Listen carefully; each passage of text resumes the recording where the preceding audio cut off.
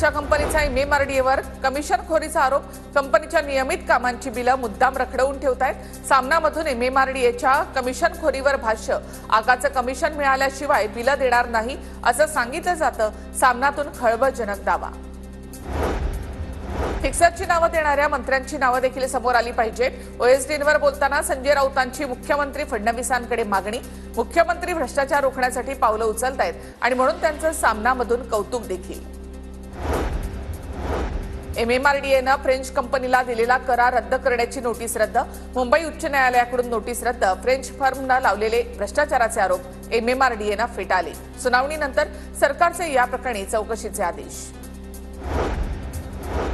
नीलम गोऱ्हेंचं वक्तव्य सत्य आहे। ठाकरेंची अनेक बिलं एकनाथ शिंदे यांनी भरली आहेत। मंत्री नितेश राणेंचा दावा। सदा सरवणकर यांची आमदार महेश सावंतांच्या विरोधात हायकोर्टात याचिका। निवडणूक प्रतिज्ञापत्रामध्ये 4 ते 5 गुन्ह्यांची माहिती लपवल्याचा आरोप। लपवलेल्या गुन्ह्यांची माहिती समोर यायलाच हवी, सरवणकर यांची मागणी। 9 लाख लाडक्या बहिणींना सरकारने फसवलं हे दुर्दैवी। स्वतःच्या स्वार्थासाठी सरकारकडून लाडकी बहिणी योजनेचा वापर। लाडक्या बहिणीवरून सुप्रिया सुळेंची सरकारवर टीका। संतोष बांगर यांनी नागनाथाचं दर्शन घेतलं। माझ्या रूपानं हिंगोलीला भविष्यात मंत्रिपद मिळावं। आमदार संतोष बांगर यांचं नागनाथाला साकडं। त्र्यंबकेश्वरमधील कार्यक्रमाला प्राजक्ता माळीची अनुपस्थिती। प्रशासनावर ताण नको आणि म्हणून निर्णय। प्राजक्ता माळीची प्रतिक्रिया। पुण्यामध्ये कर्नाटकच्या बस आणि चालकाला काळं फासलं। कर्नाटक सरकारने मराठी माणसाची माफी मागावी, अन्यथा आंदोलन आणखी चिघळणार। आंदोलकांचा इशारा। महाराष्ट्र कर्नाटक बस सेवा सुरू करण्यासाठी प्रशासकीय पातळीवरून हालचाली सुरू। बेळगाव आणि कोल्हापूर जिल्ह्याच्या वरिष्ठ अधिकाऱ्यांची ऑनलाईन बैठक संपन्न। बैठकीमध्ये टप्प्याटप्प्याने बस सेवा सुरू करण्याचा प्रस्ताव।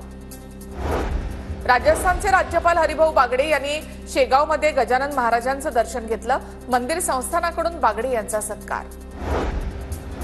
शिर्डीमधील साई संस्थानाच्या भोजनालयामध्ये महाशिवरात्रीच्या निमित्तानं 10 टन साबुदाणा खिचडीचा महाप्रसाद। दर्शनासाठी भाविकांची मोठी गर्दी। 40,000हून अधिक भाविकांसाठी प्रसादाची सोय। महाशिवरात्रीच्या निमित्तानं कृष्णेश्वर मंदिरामध्ये भाविकांची मोठी गर्दी। दर्शन रांगेमध्ये पुढे जात असताना भाविकांमध्येच फ्री स्टाईल हाणामारी। अंबादास दानवे जात असताना भाविक VIP रांगेमध्ये घुसल्यानं गोंधळ। प्रयागराजमधील महाकुंभमेळ्याचा आजचा शेवटचा दिवस। कुंभमेळ्यामध्ये आतापर्यंत एकूण 65 कोटी लोकांचं स्नान। कुंभमेळ्याच्या शेवटच्या दिवशी विमान भाड्यामध्ये वाढ। अनेक